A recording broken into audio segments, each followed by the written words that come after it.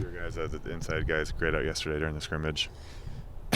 Good overall. Never loved the drops, and still trying to play more physical. I've told everybody I love my room. Great human beings and good players. Just got to play with a little bit more of the edge.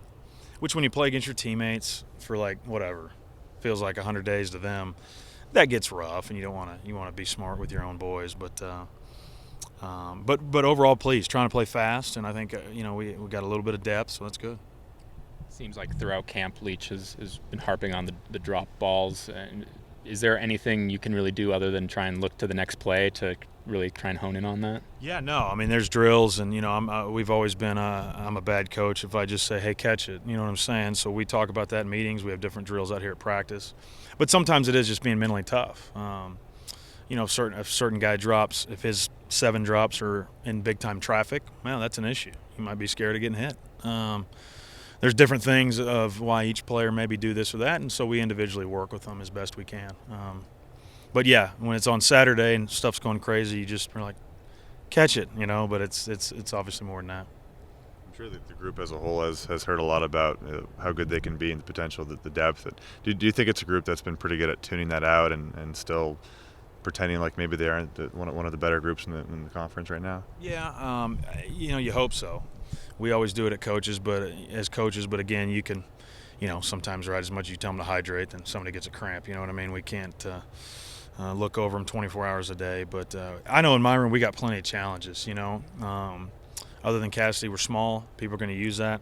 I just think about different teams on my mind right now and who their talent and personnel are on defense, and so I hope our guys don't think they've at all, arrived. We've got some guys that have some catches that have played a lot. But a lot of times that doesn't always translate into just the next year. So, but I think we're in a good place overall. In Thursday night football, is anyone that kind of catch your eye, whether it was in your position group or in your position group? Yeah, it looked like the quarterbacks had a good day, and which is always good and keeps us on offense and Coach Leach happy. But there's some good young guys that are going to benefit greatly throughout the course of the season on Thursday Night Football. This will be a good group, probably better than we've had, just as far as guys that can do it. Can you think of a few guys who are starters now and kind of the top tier guys who really started playing well in these? I know James Williams a couple of years ago, it was kind of him, but maybe not just receivers, but offensive players in general who've done it. Yeah, I guess Gordo and Trey were doing it, and for me, Renard Bell, the bowl practices, man, and then I can't remember when he broke his arm, but one of them. I mean, he started to really come on. So for me in my group, Travell Harris redshirted, because some guys did, you know what I mean?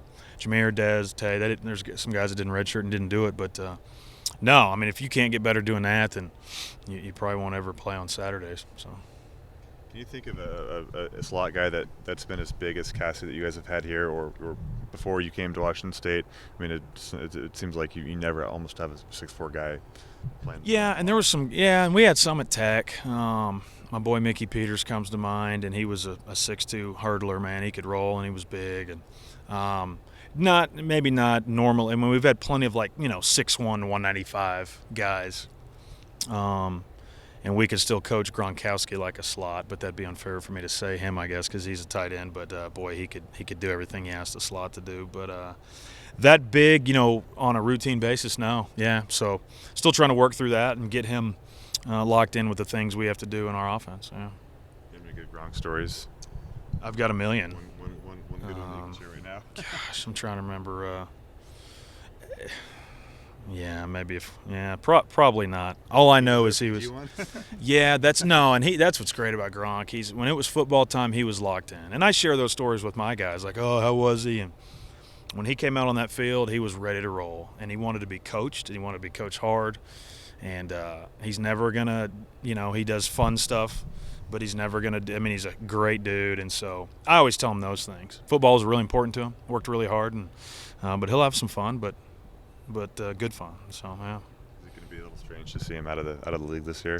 I'm happy for him. I think he was beat up. He was kind of almost, he missed his last year with us, with major back surgery. So I'm just happy for him, and I know him and his pops and all of them are good and smart guys with all that stuff. So I'm just happy for him. Do you you guys still stay in touch a little bit here and there? It's been a long time. We texted when he got his first big contract after his rookie one, and I said, "Hey, just save it." And he's like, "Thanks, coach," whatever.